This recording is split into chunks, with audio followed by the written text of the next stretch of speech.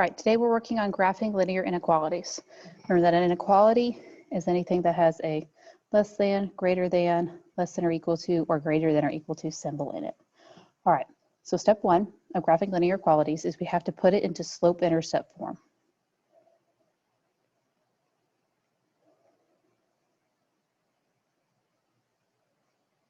In other words, we need to solve for y.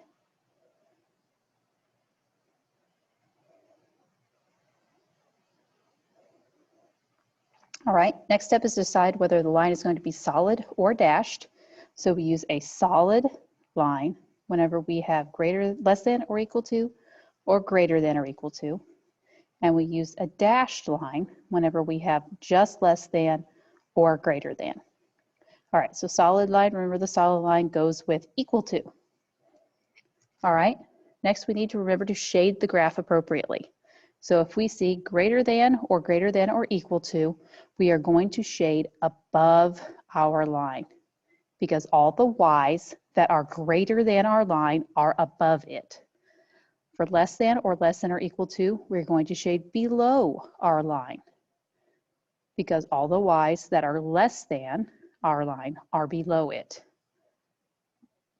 All right, let's get started graphing. Our first two here are already in slope-intercept form. Notice that they're already solved for y. So we can go directly to graphing.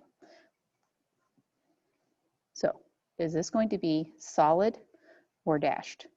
It has the equal to, so this is going to be solid.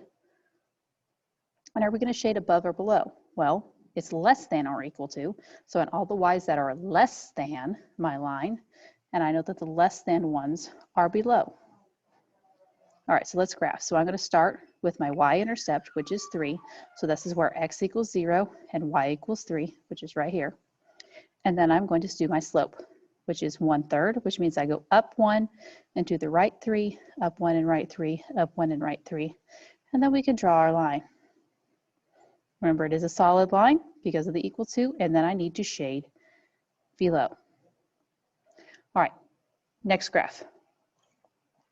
All right. This is just greater than, so we're going to be dashed line. And it's greater than, so all the y's that are greater than our line are going to be above it. So I'm going to shade above. All right, so then let's graph. My y-intercept is at -6, so where x equals 0 and y equals -6. 1, 2, 3, 4, 5, 6, right here. And then I need to use my slope to graph the rest of the line. My slope is 2/3, so I'm going to go up 2 and over 3. Up 2 and to the right 3. Up 2 and to the right 3. And then I can draw my line, remembering that I want to make it dashed. So I'm going to actually grab my dashed line tool. All right, so dashed.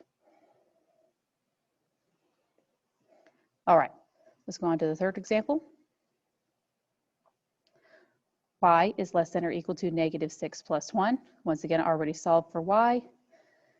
We know that this is going to be a solid line and shade below because it's less than. All right, y-intercept is 1. My slope is -6, so I'm going to go down 6 and right 1. 2, 3, 4, 5, 6. And I don't have enough to go down any further. So I'm going to have to go from my original point up 6 and to the left 1. 1, 2, 3, 4, 5, 6, and to the left 1, and then we can draw our line. All right, our fourth graph here is not in slope-intercept form, so we're going to have to do some manipulation, some algebra to get this to work. All right, so we're going to subtract 3x from both sides first. So this gives me -6y is less than or equal to -3x plus 18. Once again, I don't care what -6y is. I want to know what y is. So I'm going to divide both sides by -6. So let's see with y here and -3 over -6x plus 18 over -6. We'll simplify this all here in a minute. But remember, we've divided by a negative number, which means I need to flip this operator in the middle. So let's flip it. It was less than, now it's greater than. All right, So then let's reduce. So y is greater than or equal to -3 divided by -6 is a positive 1/2 x. Positive 18 divided by -6 is -3. So now we can graph. So starting out at -3 for our y-intercept, we're going to go up 1 and right 2, up 1, right 2, up 1, right 2, up 1, right 2, up 1, right 2, here. All right, it's greater than or equal to, so solid line, and because it's greater than, we're going to shade above. Oh, do you notice that we forgot to shade over here? All right, we want to shade below this line. This is below.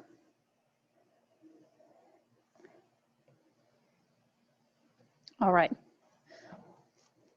this one is more of the same. Just solve it for y and go on. I want to graph these other ones.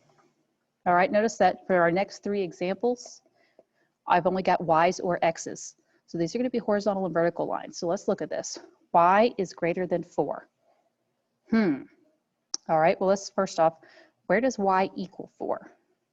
1, 2, 3, 4. Well, on the y-axis, y equals 4 right there.